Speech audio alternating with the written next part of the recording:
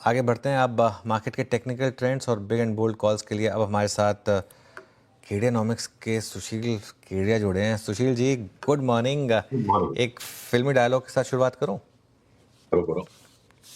आज खुश तो बहुत होंगे आप। देखो, हमें हमें आदत, हम दुखी कभी नहीं होते। हाँ, लेकिन वो जो आपने कॉल दी थी उसमें एक काफ़ी हद तक उसकी शुरुआत तो हो चुकी है शायद। अब ये जो मूव आ रहा है इसको प्योर काउंटर ट्रेंड रैली माना जाए या एक बहुत बड़े और सुपर ट्रेंड की शुरुआत हो चुकी है आपके हिसाब से? क्या व्यू रहेगा? अभी भी उस पर निर्णायक बात करना अपरिपक्वता हो सकती है। उदाहरण से मैं एक्सप्लेन करूंगा। इन लेवल्स पर भी जब सर चकराने लग गया कि 21,800 900 से 22,000 से आप फ्यूचर्स देखते हो, कैश देखते हो, इंडेक्स का लेवल, वहां से अगर हम 23,800 तक आ गए, ये 17,1800 1900 पॉइंट देखते देखते आ गए, अब क्या करें? तो यहां मान लो इस सवाल का जवाब ढूंढने में हमने ये निकाला कि आईटी के जो स्टॉक्स मन में आए, इंडेक्स के लेवल्स को नजरअंदाज करके अभी भी यहां से लेने के सब में ट्रिगर्स आ रहे हैं। इन्फोसिस का ट्रिगर तो आ जाए इतनी लेट से, तो फिर आईटी यहां से बढ़े और बैंकों में मोटा करेक्शन आ जाए, तो ये अनिश्चितता हमेशा बनी रहेगी और अनिश्चितता के रूप बदलेंगे। पर अब आपके प्रश्न को अगर मैं आके जोड़ूं, क्या रिलायंस में जो लास्ट लोएस्ट भाव आ गए वो दोबारा लौटने का भय लगता है? मेरे को लगता है 1800 आने के पहले भी लोएस्ट भाव जो आ गए वो नहीं आएंगे। क्या बीपीसीएल के जो लोएस्ट भाव आ गए थे 240 के दोबारा लौटेंगे? एनजीसी के लौटेंगे? कोल इंडिया के लौटेंगे? हिंदुस्तान लीवर या एशियन पेंट्स के लौटेंगे? नहीं लगता है, नहीं लौटेंगे। तो लार्जली स्पीकिंग 22,000 के आसपास का मार्केट बॉटम लगता है। बहुत बड़ी संख्या में स्टॉक्स ऐसे जिनके फाइनल बॉटम लगता है हो चुके हैं, पर फिर भी हो सकता है कि प्राइवेट बैंक्स में, अब मान लीजिए अगर कोटक पे एक अपवाद का व्यू बन रहा है, सेल सिग्नल अभी बना नहीं है, मैं नहीं कह रहा हूं अभी अगले आधे घंटे में बेच दो, हो सकता है 2 4 5 दिन लगेंगे, हो सकता है इसको और पोस्टपोन करके हम और 15 दिन बाद करना पड़े। पर लार्जर पैटर्न को देखते हुए लगता है कि कोटक वापस 1500 के भी नीचे चला जाए जो लास्ट 1500 गया था। तो individual stocks with in sectors and with in sectors सब सेक्टर्स में अभी भी डिसअपॉइंटिंग मूव्स आ सकते हैं। उस एक डिसअपॉइंटमेंट को हम जहां ढूंढ रहे हैं कि प्राइवेट सेक्टर बैंक्स, अगला करेक्शन जो भी आए उसमें प्राइवेट सेक्टर बैंक्स को हम हो सकता है शॉर्ट कर दें और पीएसयू बैंक्स को करेक्शन के बाद दोबारा से बड़ी तेजी के लिए ले लें। तो इसलिए अनुज, हमें सावधान रहते हुए परत दर परत बाजार को लगातार काम करना पड़ेगा। पर ब्रॉडली स्पीकिंग मैं आपकी बात से सहमत हूं, मतलब 22,000 का बाजार लगता है कि ब्रॉडली स्पीकिंग 22,000 का बाजार वो दैट सिट कर चुका है। बिल्कुल। और इसको यहाँ से क्या लीड करेगा? क्या रिलायंस लीड करेगा, आईटी लीड करेगा, लार्ज बैंक्स? अब तक तो सभी चले हैं पिछले 3 4 दिन में तो। अभी भी कुछ स्टॉक्स ऐसे हैं जिनको चलना बाकी है, जैसे आईटी। अब जो आईटी पे मान लीजिए भर्त्सना हुई हमारी 2000 पे, इन्फोसिस में बोल दिया 1200 तक भी जा सकता है। ये तो बोला नहीं था 1200 जाएगा और मार्च के महीने में आएगा, मार्च के महीने में 1500 तक आ गया। तब हो सकता है कि इन्फोसिस यहां से वापस नया हाई दिखाए, वो 1200 वाले भाव 2026 की मंदी में आएंगे। तो एक लीड और लैग आगे पीछे चलते रहेंगे अनुज। बट लार्जली स्पीकिंग देखिए, जो लार्ज कैप स्टॉक्स हैं, रिलायंस जैसे स्टॉक 50% अगर बढ़ जाते हैं, ओएनजीसी जैसे स्टॉक्स जो है लार्ज कैप पर सेकंड टीयर में आते हैं, उनमें अगर ऊपर में 70% तक का अपसाइड दिखता है, तो जो छोटे वाले स्टॉक्स है, अभी मैं खाली फ्यूचर्स की लिस्ट की बात कर रहा हूं, कि सेल जैसा स्टॉक यहां से 3 गुना हो जाए, एनएमडीसी 3 गुना हो जाए, तो रेंजेस ऑफ पोटेंशियल रिटर्न्स हैं commensurate to the potential returns, उनकी रिस्क भी उसी अनुपात में ज्यादा है। अब अगर आप, जैसे भी थोड़ी देर पहले हेल्थ केयर में आपकी बात हो रही थी, तो अगर मैं बोलूं कि अपोलो हॉस्पिटल्स में खाली एक रिबाउंड आएगा और वो पुराने हाई को टेस्ट करेगा, उससे ज्यादा शायद नहीं जाए। पर आपके ये जो डायग्नोस्टिक्स की कंपनियां हैं सारी की सारी, ये सब 70-80% अगर बढ़ जाए, तो अलग अलग साइज के स्टॉक्स सेम सेक्टर में भी अलग अलग टाइप के रिस्क रिवॉर्ड का सेटअप देंगे। तो लीड लैग के बारे में अभी निश्चित तौर पे कहना, और शायद ये लीड लैग टर्म जो है ना कंफ्यूज कर जाएगा, इसलिए मैं उसको अवॉइड करना चाहता हूँ। सुशील जी, ये मेटल्स जो शायद 22,000 से लेकर इस 23,800 तक के सफ़र में सबसे बड़ा कंट्रीब्यूशन दे के भी गए थे, या फिर पहले इंस्टेंस में वही चलना शुरू जो हुए थे, इस पर आप क्यों क्या रखते हैं आप मेटल्स पे? मेटल्स में एक बार जो होना था हो गया, अब यहां से धोखा देंगे ये। ठीक है, 30,000 पे लगा था कि ये 30,000 वाली चाल इनमें शुरू हो गई, पर अब जो चाल जिस तरीके की बनकर आई है, मुनाफा खा के मेटल्स में एक बार ब्रॉडली स्पीकिंग साइड हट जाना चाहिए, और काफी रिटर्न दे चुके हैं ये। मेटल्स जब ठंडे होंगे, थोड़ा बैंक्स ठंडी होंगी, तब आईटी को मौका मिलेगा, तब पीएसयू स्टॉक्स को मौका मिलेगा। तो वो सीता गीता का गेम चलता रहेगा बाजार में, सेक्टर रोटेशंस, रिले रेस जैसे राकेश जी बोलते थे, वो चलेगी। तो मेटल्स में जो सोचा था कि वो फाइनल फाइनल बॉटम हो गया और यहां से मेटल्स एक तरफा रॉकेट दे देंगे, ऑलरेडी रॉकेट बन गए और लगता नहीं कि फाइनल बॉटम हुआ है, अभी वो कन्विक्शन नहीं आ रहा है मेटल्स की चार्ट पे। तो मैं बोलूंगा टेक प्रॉफिट करके मेटल्स में से लार्जली एक बार निकल जाना चाहिए, फिर देखेंगे दोबारा 10-15% घटने दीजिए, फिर दोबारा देखेंगे।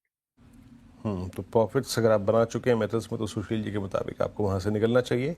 ये जो 4-5 एनबीएफसीज ने लीड ली थी सुशील जी इस बार, B2, बजाज फाइनेंस, बजाज फिनसर, आप श्रीराम फाइनेंस को देखिए, चोला को देखिए, इवन मन्नापुरम, मुथूट को देखिए, गोल्ड के चलते यहाँ पर भी काफ़ी तेज़ी आई थी। अब इन पे आपका सेंस क्या कह रहा है? देखिए, बजाज के जो दो ट्विन्स हैं, वो एक अलग ही प्लैनेट से आए हैं। जैसे वो किताब थी ना, men are from Mars, women are from Venus. आज के स्टॉक से भगवान मालिक के क्या छाप लगी हुई है, ये अलग ही बिहेव करते हैं, इनका स्वैग ही अलग है। मेरे को लगता है बजाज के दोनों ट्विन्स का स्वैग खत्म होने का टाइम आ गया है। वो ठीक है, कलाई मरोड़ रहे हैं ट्रेडर्स की और वो ऊपर तक स्क्वीज मारे जा रहे हैं। अगर हमें मौका छूट गया हमारा, मान लो तेजी करके उसमें कमाने का, तो हमें कोई अफसोस नहीं होगा, क्योंकि एनालिटिकल बेसिस पर मैनिपुलेशन हो जाए या कोई आकस्मिक घटना हो जाए वो अलग बात है। प्योर एनालिटिकल बेसिस पर बजाज ट्विन्स में ऊपर रिटर्न्स की जगह बहुत ही नॉमिनल बची है, और एक्सपेक्टेड एनालिटिक्स जो प्रेडिक्ट कर पा रही है उसके हिसाब से अगर डाउन ट्रेंड इनमें आ गया तो नीचे कितना फॉल है उसका अभी मैं वर्णन करूं इस तेजी के बाजार में तो बेवकूफ कहलाऊंगा। अब बचती है आपकी श्रीराम फाइनेंस। तो एक बार के लिए हम टेक प्रॉफिट के कॉल पे हैं। श्रीराम फाइनेंस में 510 पे बाई था, 674 पे अब आप नया नहीं ले सकते, जो है उसको बनाए रखिए, और 670, 660 का ट्रेलिंग स्टॉप लॉस रखिए। और मुथूट मन्नापुरम में भी लगता है कि जो होना था एक बार के लिए इनका काम हो चुका है और सेल सिग्नल आने की देरी है। रादर ये कहिए मुथूट मन्नापुरम और श्रीराम में फर्दर बाइंग सस्पेंडेड है। 2 दिन वाली ट्रेडिंग हम करते भी नहीं है, उसके बारे में रिकमेंडेशन भी नहीं करेंगे। आपसे वीक में एक बार मिलते हैं तो मैं 15 दिन का पर्सपेक्टिव कम से कम लेके चलूंगा आपके यहाँ। जिस फ्रीक्वेंसी पे बात करते हैं उससे डबल टाइम फ्रेम। 2 दिन का मुझे नहीं पता और मैं अनुमान नहीं लगाना चाहता, पर मुथूट मन्नापुरम, श्रीराम, इन सब के करीब करीब ऊपरी स्तर आ गए। अब यहाँ टाइम पास करते हैं, इमीडिएट रिवर्सल देंगे, वो अगले मंगलवार तक चल जाएगा। पता नहीं अब आपने देखा है नहीं, ये इंडसइंड बैंक का चार्ट क्या कह रहा है सुशील जी? ये क्या इस तेजी में भी अब नहीं चल रहा? वो आरबीआई की न्यूज़ के बाद लगातार वन वे डिक्लाइन, क्या ये वापस अपने कोविड लोज की तरफ जा रहा है?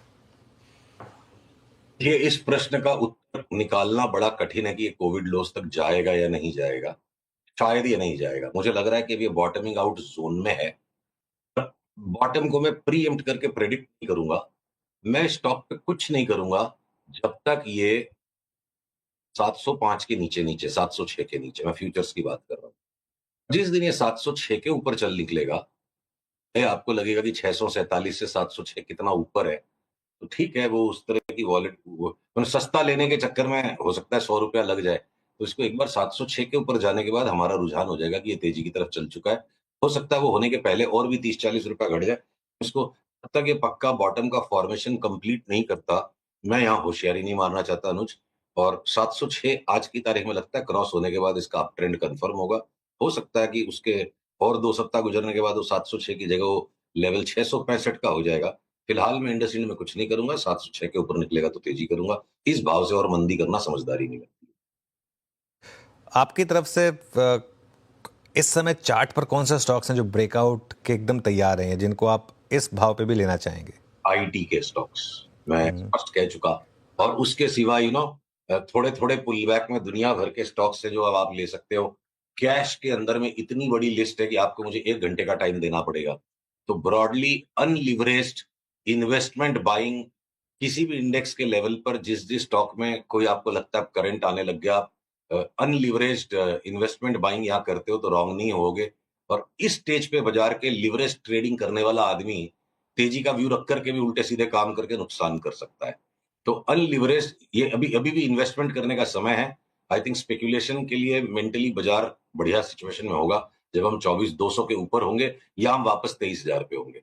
तो एक बार 700-800 पॉइंट का रिस्क है और उस रिस्क को अगले 10-15 दिन में बैंक्स लीड कर सकते हैं। लॉन्ग टर्म कॉल अपनी जगह, साल भर वाला आपको मुझे हर वीक बात करनी है तो 15 दिन का पर्सपेक्टिव ही है। बैंकों से निकलिए, आईटी के स्टॉक्स लीजिए और इन्वेस्टमेंट करने का मजा लीजिए। सट्टा करने का टाइम बाद में आएगा। कोई शॉर्ट भी है फिर इस समय मार्केट में? इंतजार में 1-2 दिन में हमें वो पैटर्न्स कंफर्म्ड मिल जाते हैं अगर, तो हम कोटक बैंक, आपको लगेगा कि बड़ी विवादास्पद मैं बात कर रहा हूं, पर मैं चार्ट का गुलाम हूं। मैं जजमेंट्स कौन क्या लेगा मेरे बारे में उसकी बिल्कुल परवाह नहीं करता, मैं सिर्फ चार्ट्स की परवाह करता हूं। मैंने आपको बोला कि कोटक बैंक की चार्ट अगर स्क्रीन पे दिखा सकता है पीसीआर, देखिए मैं कोटक बैंक में 1500 तक तो चाल कभी भी इसकी बन जाएगी। एकदम उड़ता बलून है, मैं इसको शूट नहीं करूंगा। 2-3 दिन में जहां ये प्रीवियस डेज लो के नीचे बंद आना शुरू हो जाएगा, वहां से मैं इसकी शॉर्ट सेल इनिशिएट करूंगा। अगर मैं कोटक में सौदा करूंगा तो शॉर्ट का ही करूंगा, नहीं मिलेगा वो ट्रेड तो नहीं होगा, मैं लॉन्ग नहीं करूंगा। तो if I am pressed down, अगर आप मुझे अपने अंगूठे के नीचे दबा देते हो कि बता एक शॉर्ट तो बताना पड़ेगा, तो बनेगा सेटअप तो कोटक शॉर्ट करेंगे, वरना और कुछ नहीं करेंगे। ओके, चलिए सुशील जी, बहुत बहुत शुक्रिया आज हमारे से जुड़ने के लिए। अगले मंगलवार फिर बात करेंगे आपसे।